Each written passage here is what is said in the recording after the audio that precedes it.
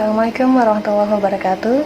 Sahabat Bawaslu dimanapun Anda berada, Alhamdulillah kita telah melewati pertengahan bulan Ramadan tahun 1441 Hijriah. Kita memohon kepada Allah semoga puasa yang telah kita jalani mendapatkan pahala di sisinya, tidak hanya berupa menahan lapar dan haus, tetapi diterima sebagai amal ibadah. Amin ya rabbal alamin.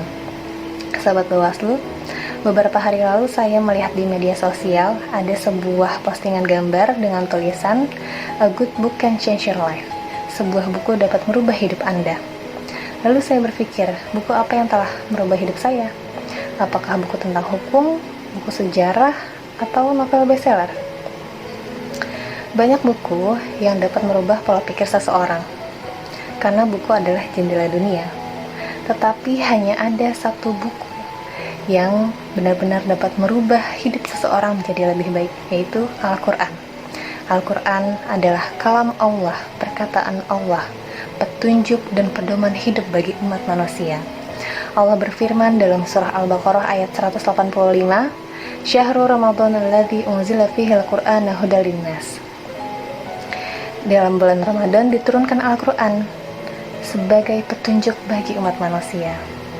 Teringat sebuah kisah sahabat Rasulullah SAW, Umar bin Khattab radhiyallahu anhu, yang mendapatkan petunjuk karena membaca Al-Quran. Pada zaman jahiliyah, Umar bin Khattab adalah salah satu pemuka Quraisy yang sangat menentang Nabi Muhammad karena menyebarkan ajaran Islam.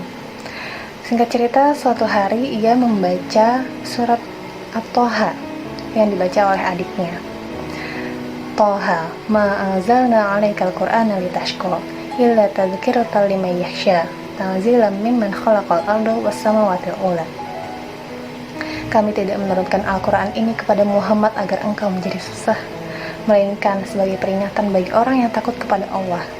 Diturunkan dari Allah yang menciptakan bumi dan langit yang tinggi. Umar bin Khattab dan juga banyak orang Arab lainnya pada saat itu adalah ahli bahasa, pandai membuat syair-syair perangkai kata. Lalu ia yakin ini bukan buatan manusia. Langsung ia menghampiri Rasulullah dan menyatakan keislamannya. Lalu ia membela Islam, bahkan kemudian hari ia menjadi khalifah, Amirul Mukminin, pemimpin bagi orang-orang mukmin. Banyak kisah sahabat Rasulullah lainnya yang mendapatkan petunjuk yang benar-benar merubah hidupnya menjadi lebih baik karena membaca Al-Quran. Lalu bagaimana dengan kita? Kita yang membaca Al-Quran setiap hari, kita yang pada bulan Ramadan berusaha untuk menghatamkan Al-Quran, apakah kita hanya membaca tanpa tahu arti dan maknanya?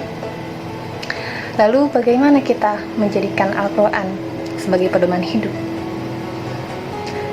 Yuk kita membaca Al-Quran, kita memahami artinya, kita membaca tafsirnya, mempelajarinya, dan mengamalkannya di kehidupan sehari-hari.